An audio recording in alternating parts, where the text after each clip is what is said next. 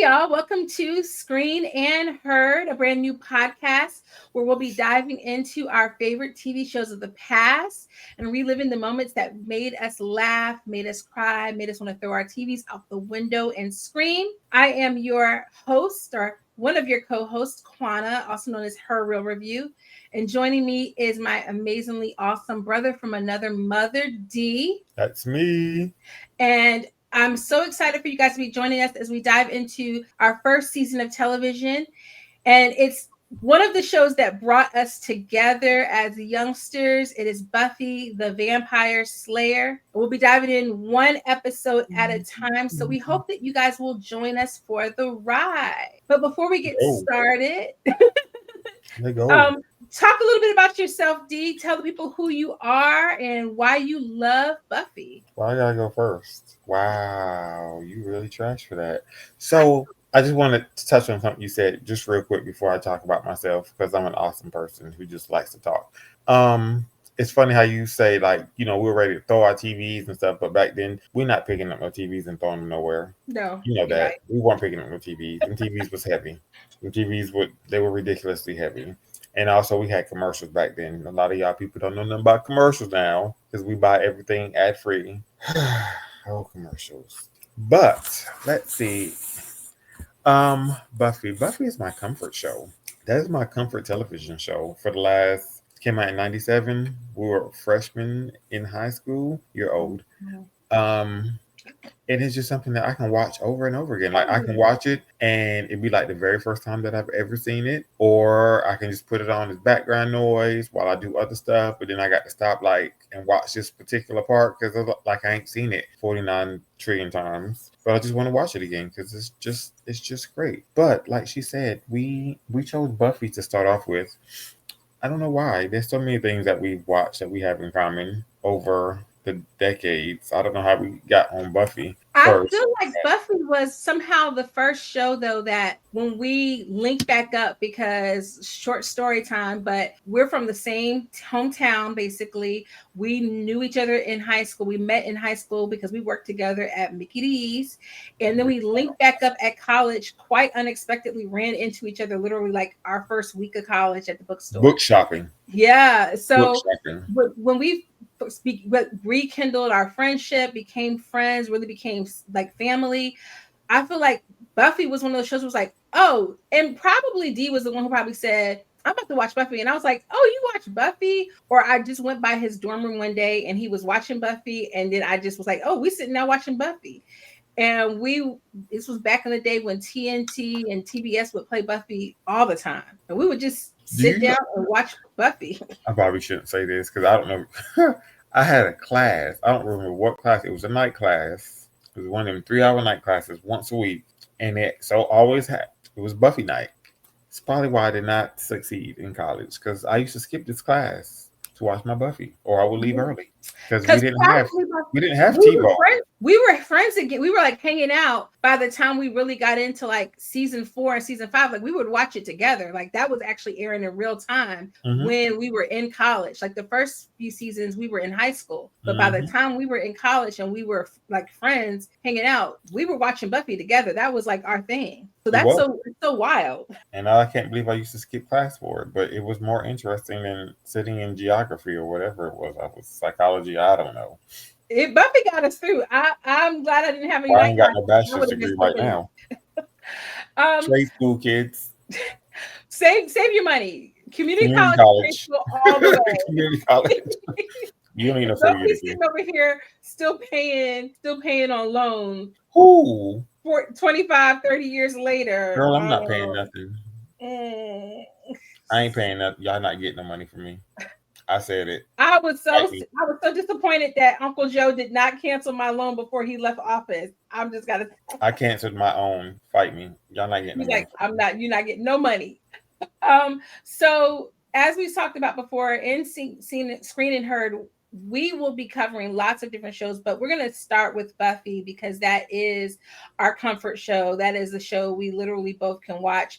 And we probably both have seen every season of Buffy numerous times and could recount. All we would need to do is hear the episode title. And we'll be like, oh, That's what happened on that episode. You know, So realistically, I do not know the titles. I do not know the episode titles. I know a very select few, but if that's this was like a true. trivia thing, I don't know. I don't know.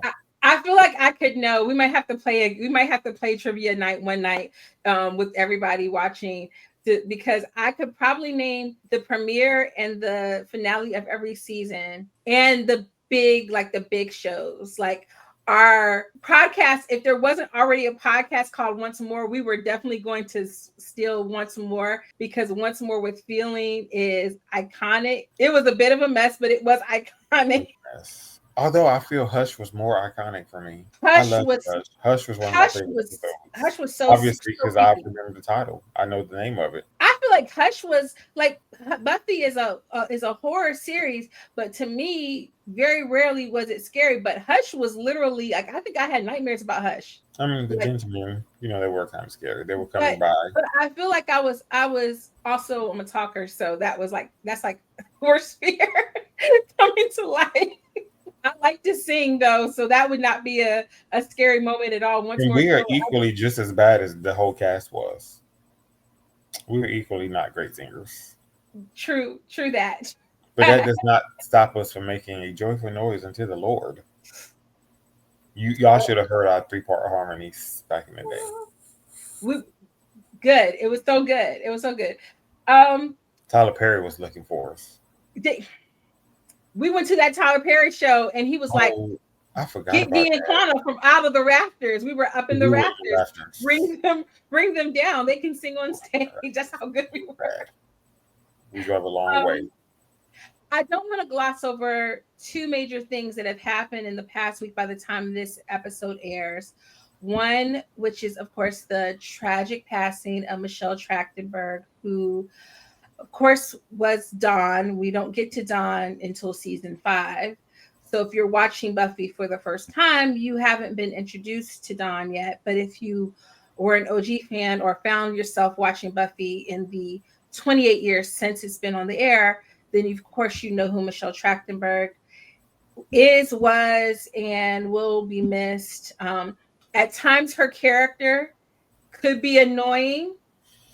A lot of times, her character could be annoying, You but know that person you see and they just start talking, you just want to thump them on the forehead until they get their life together, until they reboot.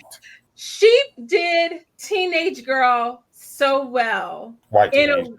Sorry, not sorry. in That a was very, she was very white. in the white girl, I don't have to worry about anything. I have no worries kind of mentality. And it's so interesting because Buffy the movie gave a little bit of that, but Buffy never gave that. By the time we see Sarah Michelle Gellar's Buffy, she's already been a Slayer. She already knows she's walking away from it, but she's already having to take some things so seriously.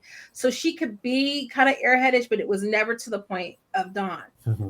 Dawn was in a bubble. So you could like sit down somewhere. Just be quiet. Stop whining and complaining. Don't you know your sister just almost died? Like, take some stuff seriously. The world is not revolve around you, but I do think I like the dynamic of her and Buffy when they gave into their sisterly bond. And we get into season 5. That was a spoiler. Sorry, you guys. A little bit, yeah, a little bit. A little bit of a spoiler. Okay. But again, you're rewatching. We're gonna try our best not to do too many spoilers. But also it's been 28 years. But also Sorry, it's not been sorry. 28 years. Get So your life that's the other thing we have to talk about is that this week, March 10th, 1997, was the 28th year anniversary of Buffy when it premiered. It was life-changing. It really was, because so much of it was the first, other than maybe like a Dawson's Creek, but it was the first fantasy show geared toward teens that I felt had weight, that it really tried to handle the fantasy elements at least in Buffy, they used real words. That crap that they were speaking in Dawson's Creek, grown ups don't even talk like that, especially in a little town called Dawson's Creek. Ain't nobody talking like that. No, it was. I did not have to pull out my thesaurus to watch Buffy.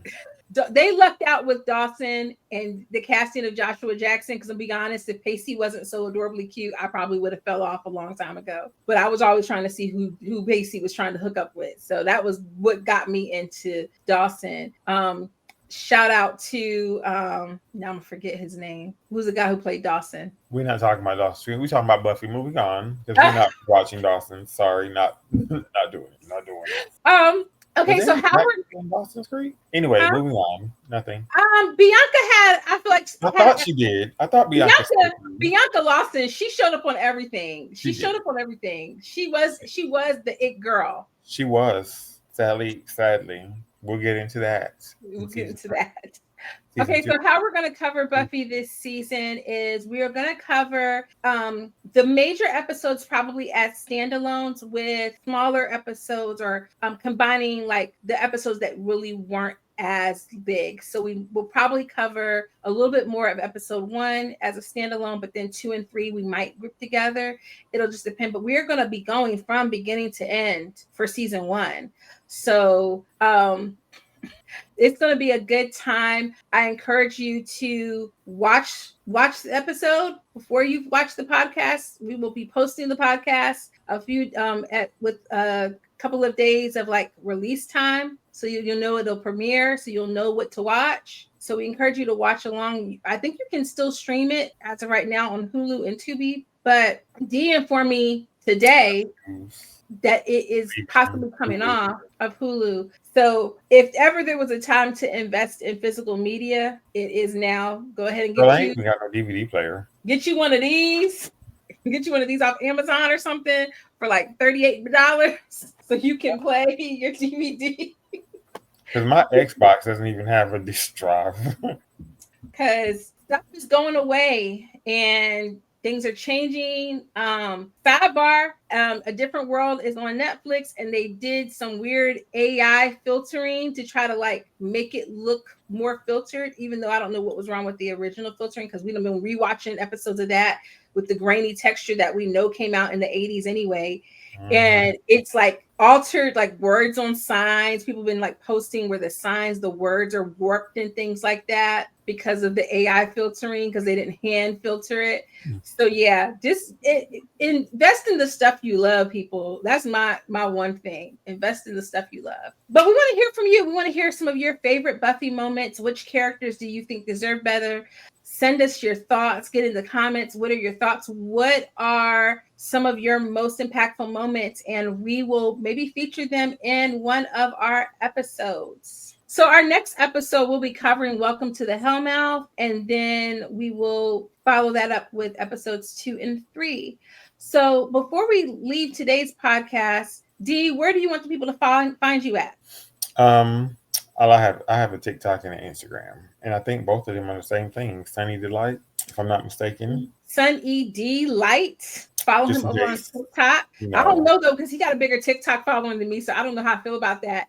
And you can find me at Her Real Review everywhere. People can't even say that, sissy. Like, I got a speech impediment. I ain't even gonna pretend. You got too many R's back to back to back. You didn't think about people with speech impediments. I didn't, because there is a YouTuber who I follow who does YouTube coaching, and every time he says my screen name, he always says it wrong. He always says Her Heel Review instead of Her Real Review. And I was like, why he always saying her heel review? Like, I did not think, because my speech impediment is like with the letter S, even though I can't say that thing that lions do. Sleep? No, that sound that they make. You can't say roar? I can't say that word. Oh, but see, and this is what I'm saying with your 3 R's right there. My R's is going to turn into a W, so I'm not even going to do it. I wasn't thinking it. I wasn't thinking it. I'm sorry. But you said it so quick. I'm proud of you. You're not about to have me up here making a fool of myself on the YouTube and stuff like that. We're not doing it. Nope. HRR. I'm trying not to laugh. So y'all can find D at Sunny Delight, Sun_E_D_LYT on TikTok. You can find me on TikTok and on YouTube at Her Real Review with 2 E's. And we will see you guys next time for episode 1. Welcome to the Hellmouth. Welcome to the jungle. That's not copyright. I'm sorry. I didn't go long enough for copyright. Dun, dun, dun, dun, dun. Bye, y'all.